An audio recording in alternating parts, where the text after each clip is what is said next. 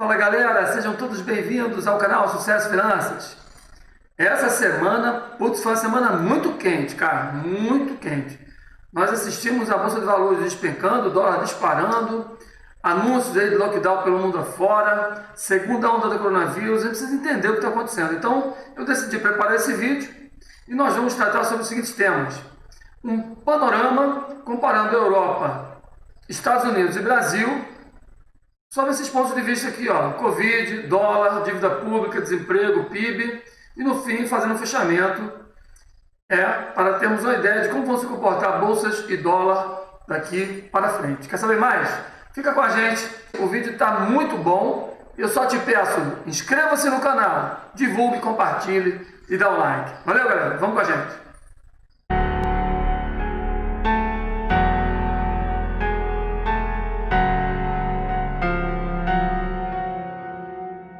Então eu fiz umas pesquisas aqui, vou compartilhar com vocês, inicialmente, sobre os números da Covid e por que estão falando segunda onda, o que significa essa segunda onda, e nós precisamos entender melhor o que está acontecendo aí mundo afora. Vamos lá? Então eu trouxe aqui já o primeiro cenário, Covid na Europa. Então as primeiras notícias são essas aqui, a gente abre e já vê logo o seguinte, tem um mapa aqui, um panorama, né, dando uma explosão de casos novamente aqui na Europa, tá certo? A gente já vê que com a segunda onda de Covid, a Europa teme agora o colapso, né? Aí a gente, colapso na R7.com, na Globo aí falando da Europa se torna a segunda região a ter 250 mil mortes, e aí vai, 7 dias atrás, né? O que é mais importante aqui? Coronavírus, na revista Exame, então, o coronavírus ficou mais perigoso com a mutação e causa temor na Europa. Uma variante do vírus, ainda mais infecciosa, é a responsável pela nova onda de casos de Covid-19 no continente europeu. Essa matéria é publicada no dia 30 de outubro, às 15h48, sua revisão, tá? Ou seja, ontem. A nova onda de coronavírus na Europa já força diversos países a adotarem regras de confinamento, tá bom? Está sendo causada por uma cepa mutante do vírus SARS-CoV-2. Essa cepa é mais infecciosa e foi rastreada até a Espanha, que recentemente atingiu 1 milhão de casos. Bom, então essa é a notícia, tá? Tem uma nova variação do vírus, que ela é mais infecciosa, ou seja, ela contamina mais gente, ela se propaga mais rapidamente, tá? Porém, não há confirmação de que ela seja mais letal, tá bom? Apesar de não ser mais mortal do que o coronavírus original, por assim dizer, essa mutação tende a ser mais infecciosa, conforme apontam os números de novos casos da doença. Os pesquisadores, porém, afirmam que é particularmente difícil explicar por que essa variante tem se espalhado tão rapidamente. Beleza? Na Europa é isso. A gente vai para os Estados Unidos, a gente vê as seguintes notícias. Número, evolução diária de casos. Os Estados Unidos vem fazendo topos mais altos e fundos mais altos, ou seja, é uma tendência de alta. Topos mais altos, fundos mais altos, se a gente traçasse aqui um canalzinho, tem um canal de alta. São agora 98.859 casos registrados em um dia, ontem no dia 30 de outubro, caso de situação grave, hein? E aqui tem um panorama de como isso está se distribuindo no território americano. Um cenário que está assustando lá, e agora ainda dentro desse cenário tem as eleições aí para presidente, que vão até terça-feira, impactando seriamente esses números aqui no resultado das eleições, muito provavelmente.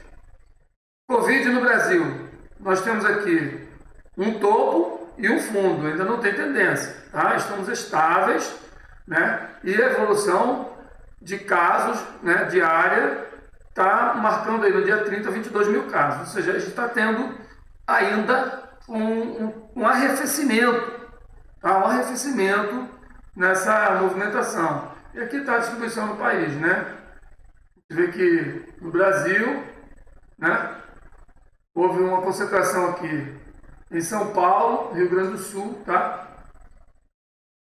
São os principais focos aqui no Brasil. Certo? Então, olha aí.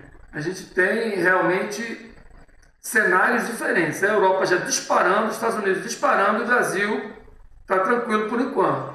Talvez tenha a ver com a sazonalidade, hemisfério norte, hemisfério sul. Eu sei que esse pico que aconteceu lá na Europa, nos Estados Unidos, esse pico provocou consequências vindo a levar alguns chefes de Estado a determinarem o lockdown, o fechamento de suas fronteiras, de seus países, tá? Aí com isso, o que aconteceu? O dólar, né, ele atinge, né, aqui no Brasil, cotações mais altas do que no mês anterior, né? O que é o dólar index? Né? Nós levantamos aqui para você também ter uma notificação aqui. O dólar index mostra a correlação do dólar em relação a outros países, né? Esse é um índice, né, que faz a comparação, a média da comparação do dólar com o iene japonês, o euro, o franco suíço, o dólar canadense, a coroa sueca e a libra esterlina. Então, comparando o dólar com essas 6 moedas, você tem o dólar index. E aqui nesse gráfico, tirado aqui do investing.com, você pode observar o comportamento do dólar index desde janeiro, né? Quando nós tivemos a crise de janeiro e fevereiro aqui. Ó. Na crise, o mercado de ações caiu, o dólar index caiu, depois o dólar index, a partir de 6 de março, se recuperou, enquanto as bolsas subiam, o dólar index veio caindo até atingir os patamares de 94 mil pontos. Em relação ao pico, né, ao topo, foi 104,94, mais ou menos 10% de queda. Agora, em relação às bolsas, houve uma correlação negativa, né? Se as bolsas começarem a cair novamente, a expectativa é que o dólar ganhe força em relação às outras moedas, né? Como ganhou força aqui na queda das bolsas, tá? Vamos lá para o próximo gráfico. Em relação ao real, o que aconteceu com o dólar? Em relação ao real, né? O dólar ganhou força a partir de novembro de 2020, né? Ele veio fazendo movimentos de alta até fevereiro, onde ele bateu aqui, Em relação ao real, aqui em janeiro houve a crise, o dólar começou a subir, bateu quase R$6, 5,98, quase R$6. Depois recuou com a alta das bolsas e vem fazendo uma tentativa de recuperação. O dólar, frente ao real, está quase nas suas máximas. Aqui temos umas linhas de suporte e a resistência ali em R$6, praticamente. Beleza? Então, uma alta no dólar, agora acompanhando a recuperação, tá? Aqui teve a crise da bolsa, as bolsas caíram, o dólar bateu lá em cima, as bolsas começaram a se recuperar, o dólar caiu e agora desde junho a bolsa vem fazendo uma correção lateral e o dólar vem subindo, tá bom? Muito interessante isso, né? Agora, depois de vermos o dólar, vamos ver a dívida pública. A dívida pública, o que é dívida pública? Uma explicação do que é a dívida pública brasileira e do que é a dívida pública está mais claramente aqui exposta nesse texto, né? Que é do Tesouro Transparente no site do governo. Tá? A dívida surge e aumenta sempre que o governo gasta mais do que arrecada. Assim, quando os impostos e demais receitas não são suficientes para cobrir as despesas, o governo é financiado por seus credores, pessoas físicas, empresas, bancos, etc., dando origem à dívida pública. Resumindo, o governo emite títulos da dívida pública, né, o Tesouro Direto. Você compra aquele título em troca da garantia do Tesouro, que vai recomprar esse teu título, ou seja, vai pagar a dívida com base em uma taxa, que pode ser pré-fixada, pós-fixada, referenciada ao IPCA. Aí você tem que ver o contrato que você está fazendo com o Tesouro Direto, com o título que você está comprando ali, tá bom? Então, o governo não tem caixa para financiar determinados investimentos ou determinadas despesas. Como, por exemplo, agora na crise, né? Está fazendo oferta de auxílio emergencial aos desempregados, está fazendo oferta de crédito mais barato, subsidiado a empresas para evitar falência, fechamento de vagas de emprego. Então o governo está se sacrificando, mas não tem caixa, então ele emite títulos. Porém, para baratear essa emissão de títulos, ele baixou o Selic. Baixou o Selic e vai pagar taxas mais baratas, né, por essas linhas de crédito. Ele está pedindo dinheiro emprestado a uma taxa mais barata, no momento em que todo mundo está sem dinheiro. As pessoas estão receosas de investir seu dinheiro em renda fixa porque está pagando muito pouco. E estão receosas de investir seu dinheiro em renda variável porque o risco de um crash é muito grande. Então, o cenário é mais ou menos esse aí, tá? Então, a dívida pública está aumentando e nós vamos ver agora em que níveis. Na Europa, né, o cenário de dívida pública, né, é um pouco indefinido aqui, tá? A gente não tem a leitura para 2020, o que a gente encontra sobre a Europa, a dívida pública, é mais ou menos aqui, né, um extrato, né, das dívidas administrativas públicas de 18 e 19, né, comparação entre 2018, que está em fúcsia, e 2019, que está em azul.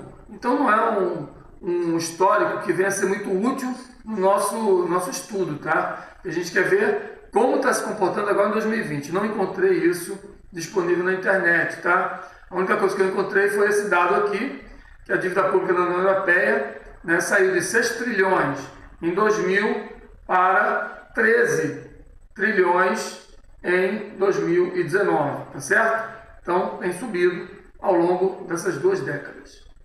Tá? Nos Estados Unidos, nós temos mais dados, tá?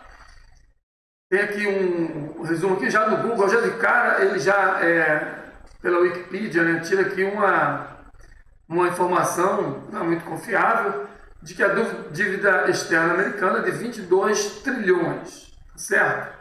Aí nós temos aqui outro dado nesse site, vamos ver que site é esse,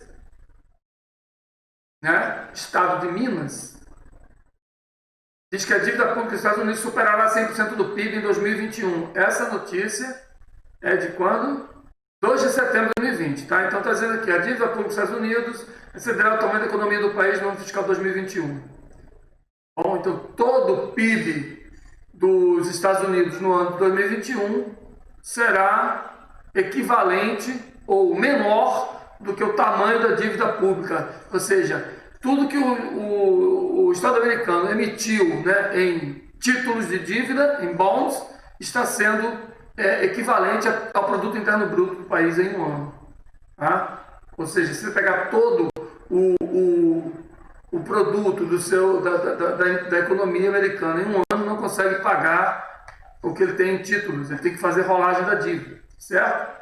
E a dívida pública brasileira? Né, nós temos aí notícias de que pela primeira vez o governo prevê uma dívida pública ultrapassando 100% do PIB. É um cenário também preocupante em que a dívida supera o PIB do país. Tá bom? Então, olha, fica com esse dado além aí do que a gente já falou. O PIB está chegando nos limites e até a superar o PIB das economias. Tá bom?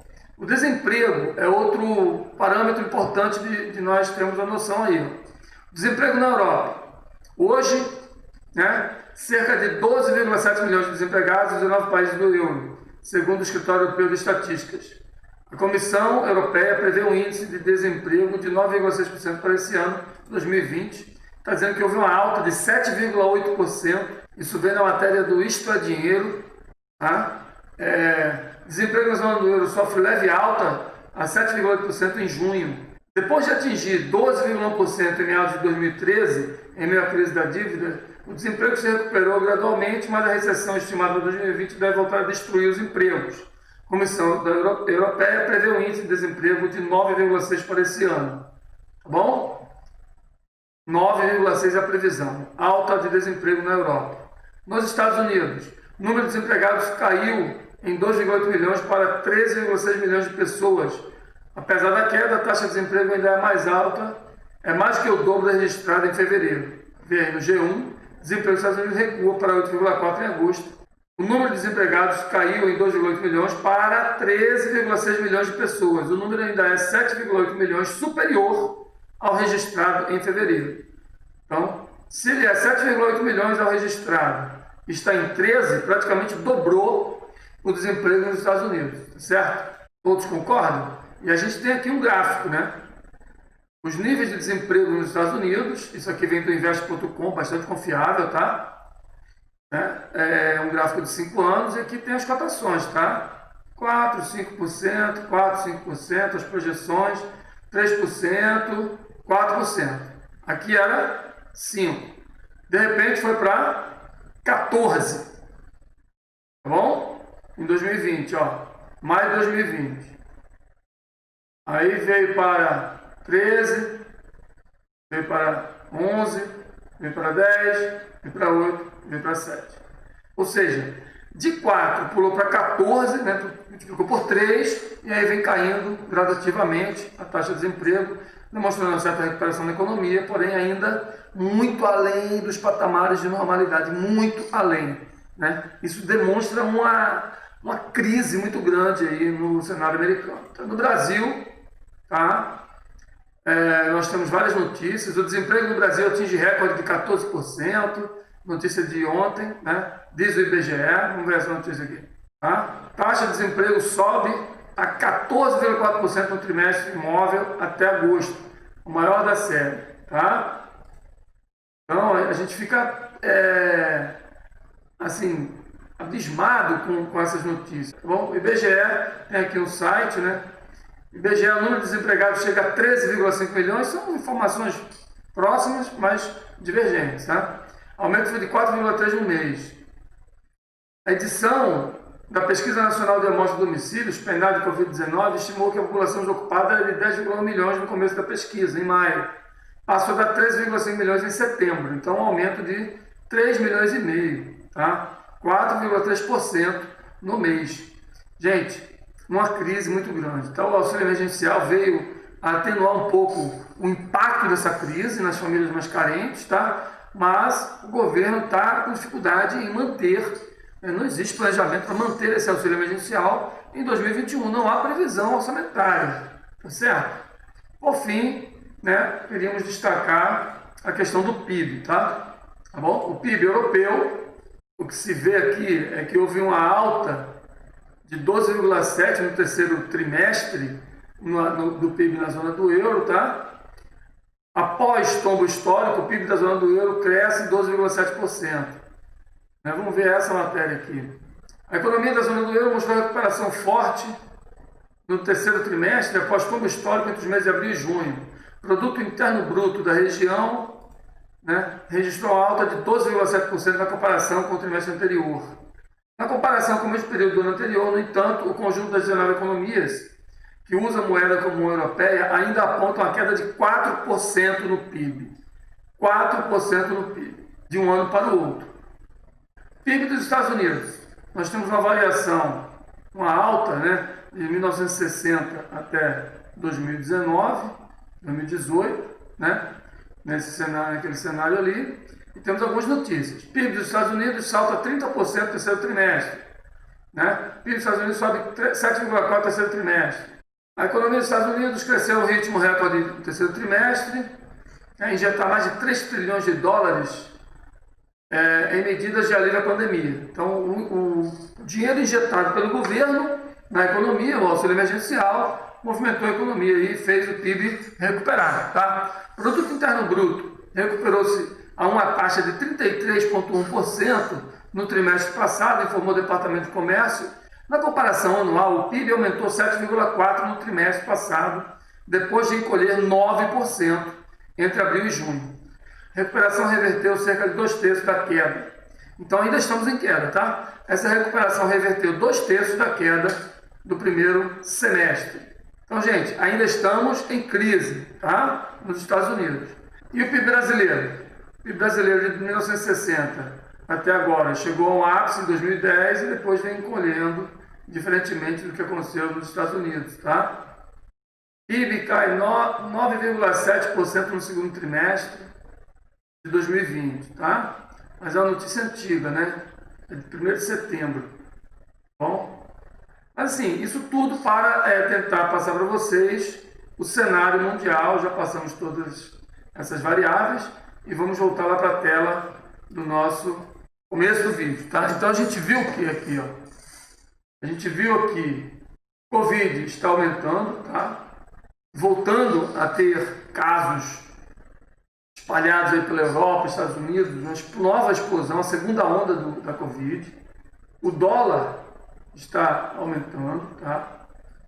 O dólar está em movimento forte de alta, a dívida pública está em alta, certo?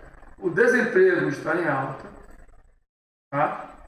O PIB está encolhendo e agora o cenário esperado é de bolsas para baixo e dólar para cima, tá bom? Cara, esse cenário, vocês têm que estar com isso claramente. E o importante é saber o que fazer se esse cenário se confirmar, tá? E tem que ir monitorando as informações. Será que é verdade ou é pura especulação?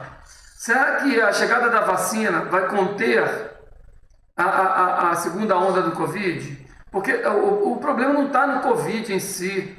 O problema está no fechamento das economias, das sociedades por meio do lockdown. Tá? O lockdown faz com que o consumo diminua, com que a economia diminua o seu ritmo, o PIB encolha, a capacidade do Estado em dar uma resposta diminui, aumenta a dívida e a capacidade do Estado de rolar essa dívida acaba sendo comprometida. O risco de muitas empresas quebrarem, o risco de muitas pessoas perderem seus empregos aumenta.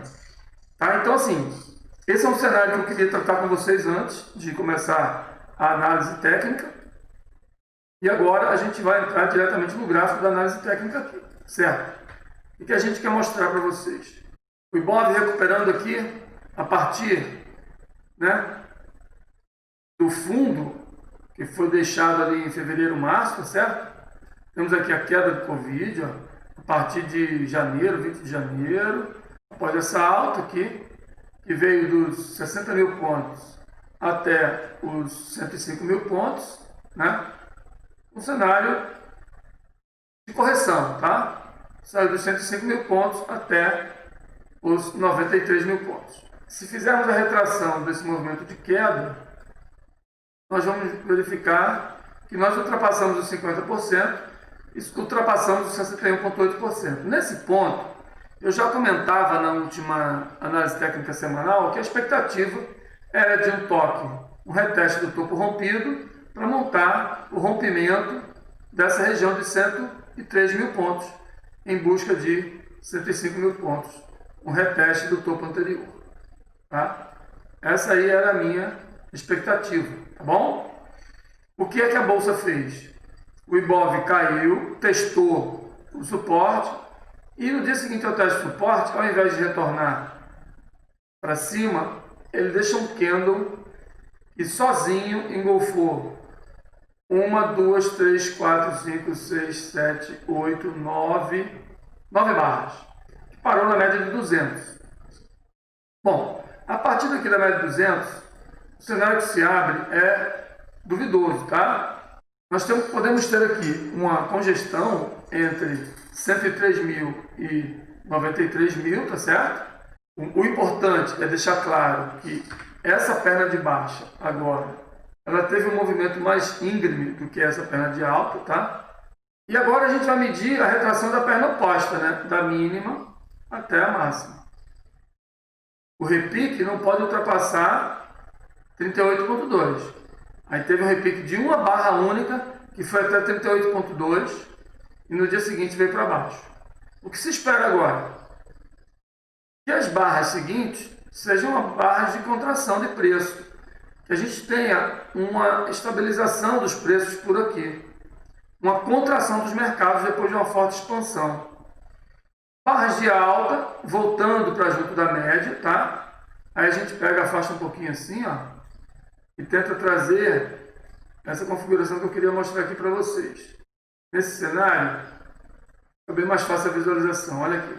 Nós temos a média de 9, que está descendente, tá? Até aqui, já virou para baixo. A média de 20, que está ascendente, ela está aqui, acabou de virar para baixo. E a média de 200, que está descendente.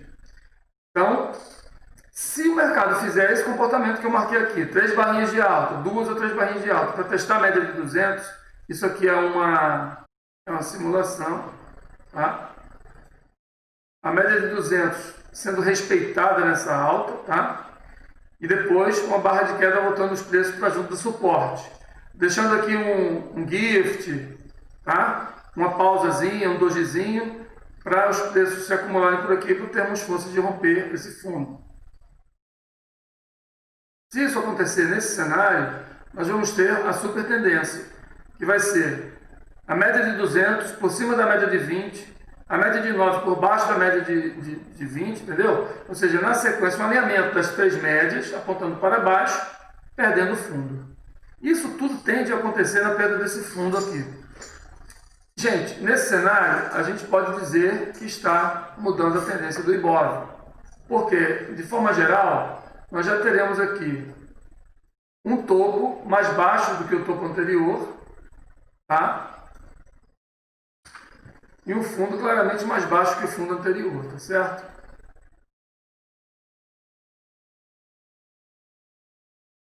Então era isso, o vídeo de hoje tinha esse objetivo de abrir esse cenário, de mostrar para vocês as nossas expectativas, né? Por enquanto, a expectativa é de uma congestão entre 93 e 103 mil pontos, porém, dada a força desse movimento de queda, temos que medir a recuperação do repique. Se o repique vier até 96.500 pontos e cair, grande chance de pivô de baixa, e aí a gente deixando o topo por aqui, tem que repensar as atitudes em relação às nossas ações compradas. Se montar um topo, se passar do 38,2, vier até 50%, tem que ter um pivô de baixa para romper. Se passar de 61,8, a chance de congestão é maior, e aí a gente fica mais tranquilo nas nossas posições, tá bom? Desejo a todos uma semana abençoada. Guardem esse vídeo nos seus favoritos, porque nós vamos poder conversar sobre isso à medida que o mercado for evoluindo, tá? Essa é a minha expectativa. Fiquem com Deus, um grande abraço. Eu me chamo Sérgio Batista, esse é o canal Sucesso e Finanças. Aqui nós oferecemos conteúdo gratuito para você. Tudo é de graça e você é sempre bem-vindo.